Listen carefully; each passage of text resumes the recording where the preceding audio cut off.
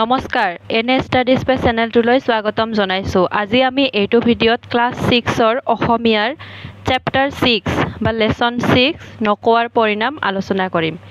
ইয়াতে আমি তোমালোকৰ কিতাপত দিয়া যিমানখিনি ক্ৰিয়াকলাপ আছে গোটেই কোৱেশ্চনখিনিয়ে মই চমুকৈ লিখি দিছোঁ, একেবাৰে শৰ্টকৈ লিখি দিছোঁ। তোমালোকে পঢ়ি ভাল পাবা আৰু মুখস্থ হ'ব। আৰু ইয়াৰ ভিতৰত তোমালোকে মানে কোনখিনি বহুত বেছি ইম্পৰ্টেণ্ট হয়, তোমালোকে পৰীক্ষাৰ কাৰণে পঢ়িবই লাগিব, এইখিনি মই কৈ যাম। তোমালোকে ভিডিঅ'টো শেষৰলৈকে চাই যাবা আৰু প্লিজ মোৰ চেনেলটো ছাবস্ক্ৰাইব কৰিবা। ফাৰ্ষ্ট মই কোৱেশ্চনখিনি আলোচনা কৰাৰ আগতে তোমালোকক এটা কথা কৈ যাওঁ, প্লিজ তোমালোকে চেপ্টাৰটো যিমান পাৰা ৰিডিং পঢ়িবা। ফাৰ্ষ্ট 3 নম্বৰৰ আমি শৰ্ট কোৱেশ্চনখিনি পঢ়োঁ। সোণমিলি শৈলহঁতে কিয় বকুল ফুল বুটলিছিল? সোণমিলি শৈলহঁতে মালা গাঁঠি ছাৰ বাইদেউসকলক শ্ৰদ্ধা আৰু সম্ভাষণ জনাবলৈ বকুল ফুল বুটলিছিল। মালা মানে এই বকুল ফুলবিলাক দি মালা গাঁঠি ছাৰ আৰু বাইদেউসকলক শ্ৰদ্ধা আৰু সম্ভাষণ জনাবলৈ, মালা পৰিধান কৰাই সম্ভাষণ জনাবলৈ বকুল ফুল বুটলিছিল। মইলোকে কিছুমান টাইপিং ইৰৰ দেখিবা, যেনেকুৱা সৰু ৰদ হচৌকাৰটো তলত দিয়া থাকিব, এইবিলাক অসমীয়া টাইপিঙৰ কাৰণে হৈ যায়, মানে শুদ্ধকৈ লিখিলে অসমীয়া টাইপিঙৰ কাৰণে এইবিলাক হৈ যায়। সেইকাৰণে তোমালোকে কিতাপত যোনটো দিয়া আছে সেইটোৱে লিখিবা। আৰু তোমালোকে জানা মানে বস্তুবিলাক জানাই কোনটো মানে কেনেকুৱা হ'ব। তাৰপিছত খ নম্বৰ, চোৱাচোন ফুলবোৰ কিমান সতেজ আৰু জীপাল। এই কথাষাৰ কোনে কাক কৈছিল? চোৱাচোন ফুলবোৰ কিমান সতেজ আৰু জীপাল, এই কথাষাৰ এই যে চোৱা তোমালোকে আৰু যে আছে, এই আৰুৰ হচৌকাৰটো তলত, এইবিলাক মানে অসমীয়া টাইপিঙৰ কাৰণে হৈ যায়। এই কথাষাৰ কোনে কাক কৈছিল? এই কথাষাৰ মালতীয়ে সোণমিলিক কৈছিল। সাংস্কৃতিক অনুষ্ঠানৰ আৰম্ভণিতে কোনটো গীত গাইছিল? সাংস্কৃতিক অনুষ্ঠানৰ আৰম্ভণিতে কোনটো গীত গাইছিল? শ্ৰী শ্ৰী মাধৱদেৱ ৰচিত তেজৰে কমলাপতি নামৰ বৰগীতটো গাইছিল। যেতিয়া সাংস্কৃতিক অনুষ্ঠানটো আৰম্ভ কৰিছিল কোনটো গীত গাইছিল? শ্ৰী শ্ৰী মাধৱদেৱৰ দ্বাৰা ৰচিত তেজেৰে কমলাপতি গীতটো গাইছিল। নাচি থাকোঁতে কোন মূৰ্ছা গৈছিল?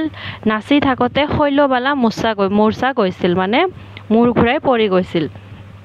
কোন? শৈলবালা। শৈলবালাই ভুগি থকা বেমাৰটোৰ নাম কি? শৈলবালাই ভুগি থকা বেমাৰটোৰ নাম মৃগী বেমাৰ। মৃগী বেমাৰ হয় যে হঠাৎ যে মূৰ ঘূৰাই বেহুচ হৈ পৰি যায়, এইটো। সময় টিকনিডাল হেনো আগফালে উৰে, এই বাক্যশাৰী কোনে কি প্ৰসংগত কৈছিল? এই কথাষাৰ সোণমিলিয়ে শৈলবালাক কৈছিল।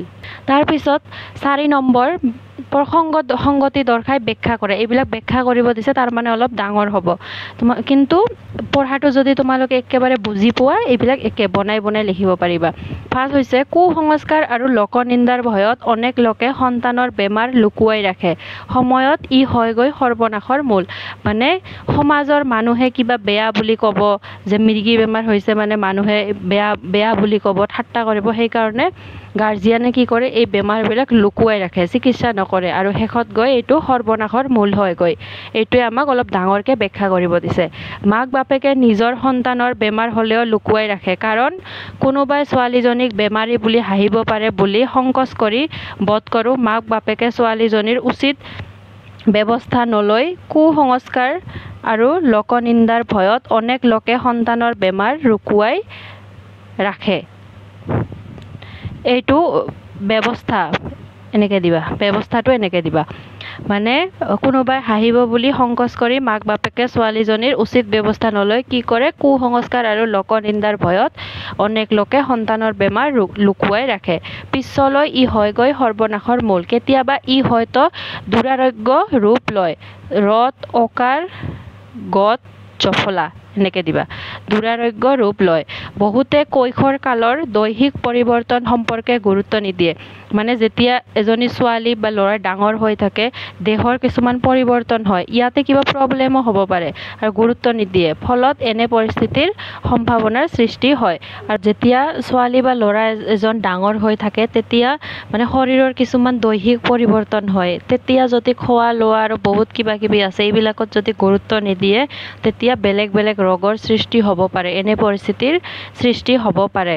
তাৰপিছত মালতীয়ে শৈলবালাক চেণ্ডেল শুঙাবলৈ উদ্যত হওঁতে প্ৰধান শিক্ষয়িত্ৰীয়ে কি বুলি কৈছিল? মালতীয়ে যেতিয়া শৈলবালাক চেণ্ডেল শুঙাবলৈ গৈছিল, তেতিয়া শিক্ষয়িত্ৰীয়ে কি বুলি কৈছিল? মালতীয়ে চেণ্ডেল শুঙাবলৈ উদ্যত হওঁতে প্ৰধান শিক্ষয়িত্ৰীয়ে কৈছিল চেণ্ডেল পাত মুখত লগাবানে বনৌষধি কিবা এবিধ লগোৱাৰ কথা হ'লেও বেলেগ কথা মানে কৈছিল যে সুধিছিল যে চেণ্ডেল পাত মুখত লগাবানে বনৌষধি কিবা যদি ঘৰুৱা গছৰ মানে বস্তু দি বনৌষধি কিবা লগোৱাৰ কথা হ'লেও বেলেগ কথা আছিল কিন্তু চেণ্ডেল পাত কোনে শুঙায় মানে এনেকৈ কৈছিল আৰু তাৰপিছত খ ভাষা অধ্যয়ন ব্যাকৰণৰ ওপৰত তলৰ সম্বন্ধবাচক শব্দকেইটা ভাঙি দেখুওৱা মানে সম্বন্ধবাচক এইবিলাক সম্বন্ধ দেখুৱাবলৈ ব্যৱহাৰ কৰা হয় মাৰা মানে মাক এইবিলাক মানে শব্দকেইটা ভাঙি দেখুৱাব কৈছে মাৰা মা যক ৰা মাৰা ভায়েৰা ভাই এ ৰা ভায়েৰা ভনীয়েৰা ভনী এ ৰা ভনীয়েৰা খুৰী একক খুৰী একক ৮ নম্বৰ কৈছে বাওঁফালে দিয়া শব্দবোৰৰ লগত সোঁফালে দিয়া নিৰ্দিষ্টতাবাচক প্ৰত্যয়বোৰ মিলোৱা প্ৰত্যয় মানে যদি পাণ থাকে পাণৰ লগত আমি পাণটো নকওঁ পাণখিলা বুলি কওঁ বহীখনৰ লগত আমি এনেকৈ নকওঁ বহীটো দিয়াচোন আমি কি কওঁ বহীখন দিয়াচোন ল'ৰাটো এনেকৈ পাণৰ লগত হ'ব খিলা বহীৰ লগত হ'ব খন ল'ৰাটো ছোৱালীৰ লগত কম নেকি আমি ছোৱালীৰ লগত কম ছোৱালীজনী মহিলা গৰাকী এইখিনি ইম্পৰ্টেণ্ট হয় তোমালোকৰ পৰীক্ষাত দিব পাৰে এইটো আৰু শৰ্ট কুৱেশ্যন কেইটা ইম্পৰ্টেণ্ট হয় আৰু ওপৰৰ যে বাক্য দিয়া আছে সংগতি দৰ্শাই বাক্য কৰা ফাৰ্ষ্ট কুৱেশ্যনটো ইম্পৰ্টেণ্ট হয় তাৰপিছত কি কৈছে 9 নম্বৰ চোৱাচোন ফুলবোৰ কিমান সতেজ আৰু জীপাল এই বাক্যটিত জীপাল শব্দৰ লগত আল প্ৰত্যয় যোগ হৈ জীপাল শব্দটো গঠিত হৈছে জীপৰ লগত আল লগ লাগি জীপাল হৈছে